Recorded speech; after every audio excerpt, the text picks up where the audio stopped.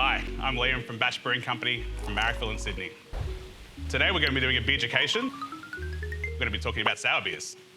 Sour beer is a really popular style right now, but beer is actually quite ancient. We didn't really have the same process, equipment, sanitation that we do now. So back then all beers were sour because they're all infected, which sort of made the beer sour. When I think of classic styles of sour beers, I really think about Europe and particularly in Belgium. You know, for over 500 years in regions like the Seine Valley and the Flanders region, they've been creating and producing amazing sour beers. It's really not until these beers started to get exported all over the world that really ignited the craze of sour beers. What makes these beers different from normal or clean beers is the combination of not only traditional brewers' yeast called Saccharomyces, but other organisms such as Lactobacillus, Acetobacter, Pediococcus, Brettanomyces. It's these other organisms that gives the beer that sour or funky character. The first two styles of beers we're going to talk about today are lambics and Gurs. These are two styles from the Belgium Seine Valley, and they're what we'd call traditional farmhouse style ales. As you can see, they're quite pale in colour. They primarily use quite a bit of wheat as well as barley. And an interesting fact is these beers tend to use aged hops. So what they do is age the hops to the point where all the hop flavour and aroma dissipates. And they're really just used more of as a preservative than actually a flavour ingredient in the beer. Gurses are a blend of aged lambic beers. Traditionally, it's a 1 year, a 2 year, and a 3 year blend. The skill is actually deemed in more of the aging and the blending than the brewing of these beers. A lot of these producers don't actually brew the base beer, and that's not seen as a cheat. The skill is focused more on how they look after and then blend these beers together to create the final product.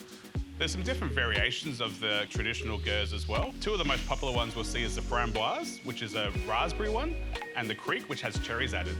These are great beers to get into if you're just getting your head around sour beers to start with. With the fruit added, it makes them a bit more approachable as well. The next style of beer we're going to be looking at is what's called a Flanders Red Ale. These are also Belgium. What makes these beers special is the use of more amber and red malts.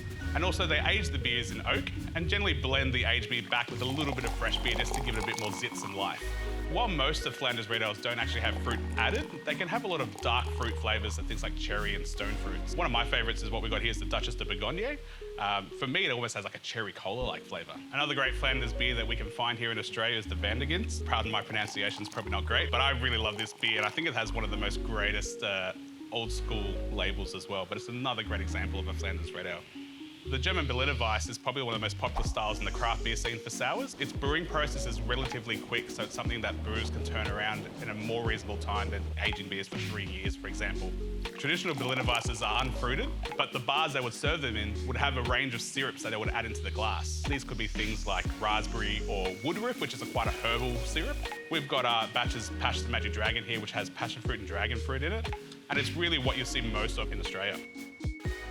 Goses have a really interesting history as a style of beer. Goses originate from the town of Gosselaar in Germany. These days, the Goses, traditional Goses that we can find generally come from the city of Leipzig, like the one we've got in front of us here. The town of Gosselaar had a salty water supply to the city, so therefore all the beers that were brewed in that city all had a slight saltiness to them. So Goses not only contain added salt, but also some light herbs and things like coriander. These were traditionally used to mask some of the faults in the beer, but we sort of add these now to replicate that historical style.